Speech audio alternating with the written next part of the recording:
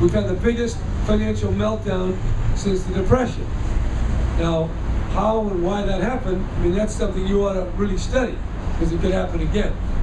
Some of it's greed, some of it's a lack of regulation, some of it's a borrowing binge, a part of it's just momentum from what was going on before. But whatever it is, there was something like $10 trillion in the world. It's not there anymore.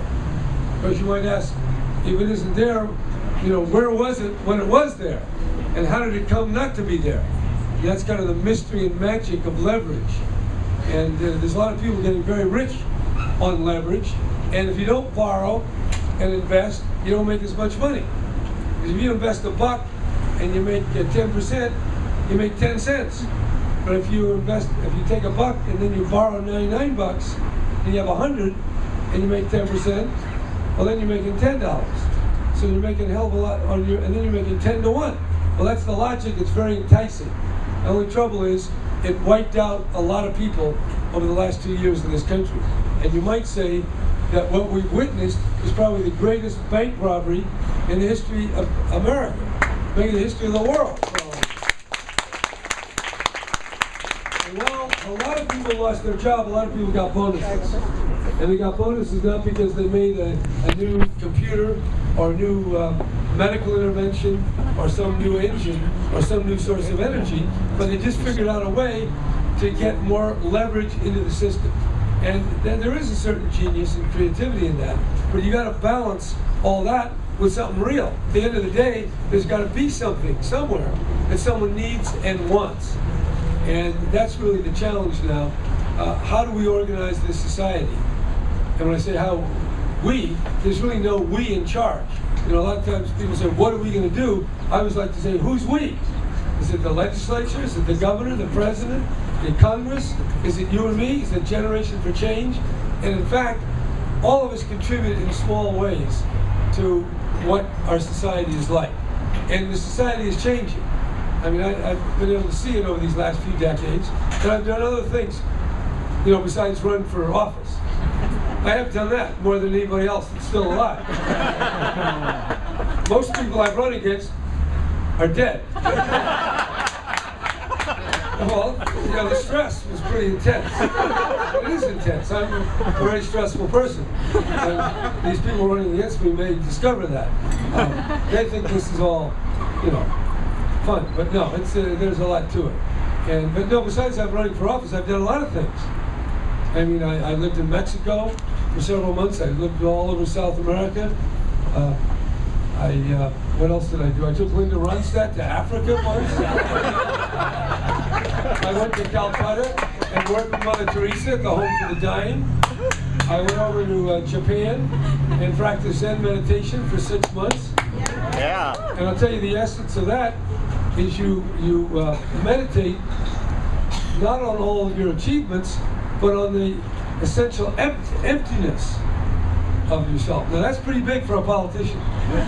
There are no politicians with a sense of their own personal emptiness, even though most of them are rather empty in terms of having any original ideas. But that isn't what we talk.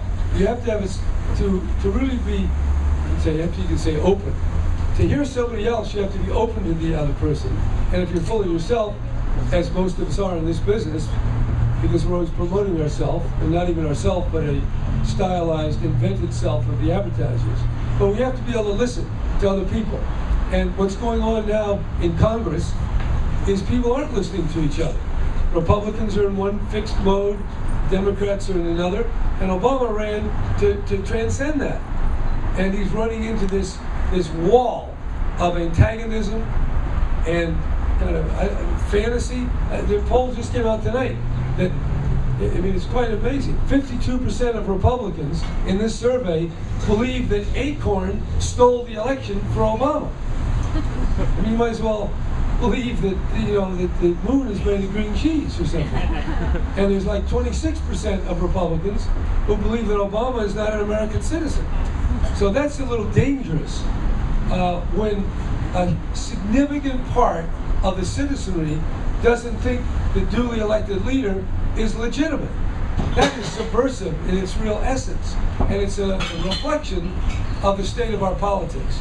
Because this is an advanced state of decay in many respects, and it is there because we've had decades of prosperity, and then things started to slow down, and when they slowed down, we just started to speed up with borrowing, and the federal government goes into debt, the state government goes into debt, and people go into debt to buy houses they can't afford, and then the hedge funds borrow more and more, 40-to-1 leverage, and so we're really overextended. And then on top of that, we're overextended all over the world. Even though we're only 4.5%, we, Americans, 4.5% of the world population, of the 7 billion, we have bases in 770 countries. So there's a sense that we have so much extra, so much surplus talent and money and military prowess that we're going to go out and police everything. When in truth, we can't even police significant parts of Los Angeles, or Oakland, or Washington, D.C. We have challenges right here. And we can't even get third graders into the fourth grade at the level where they can read properly. I mean, that's a pretty simple challenge. So I think we got to return to some basics. And the basics is everybody's got to have a chance to prosper, has to have a decent school to go to, decent health care, and all the basics, they're there. But we get very diverted. And we get diverted because in politics, they're all fighting about the Republican plan, the Democratic plan. Well, our problem is not just a party problem. It's the state of where we are in the world.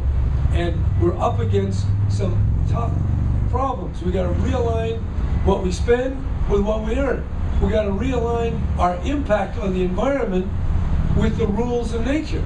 And when we look at it's another thing. A lot of those same people that believe that Acorn stole the election from Obama, they don't believe that climate change is happening. They think that's something that somebody made up. Well, it is. And when you change not just the rules of a game, but when you go against the rules of physics and biology, then you're running into trouble. And so we're disrupting the life systems, and that is undermining our security going forward. So we not only have an environmental challenge, an energy challenge, an educational challenge, and a financial challenge. And the way we got to deal with it, through the way collective enterprises do things, through a political common decision. And the most important thing, as I see it, is we got to find the common ground that links us together as Californians. And what brings us together? We all want to see a prosperous state, a state that is not going to be undermined because the environment's wrecked, because we destroy the wetlands and the forests and the habitat, because that's the basis of our life. And we want to have schools that work. And we know that there are schools in this city where 60% of the kids do not graduate. They don't, they drop out. And by the way, they were doing that 30 years ago. And so even though we've had 4 or 5 educational governors and half a dozen educational mayors, it's still there. So that's the challenge. And people have ideas of charter schools or this reform or race to the top. But I think what it really takes, it's going to take an investment in kids. It's going to take both imagination and discipline. In Oakland, when I was mayor for 8 years, I started 2 schools. I started a military school, which might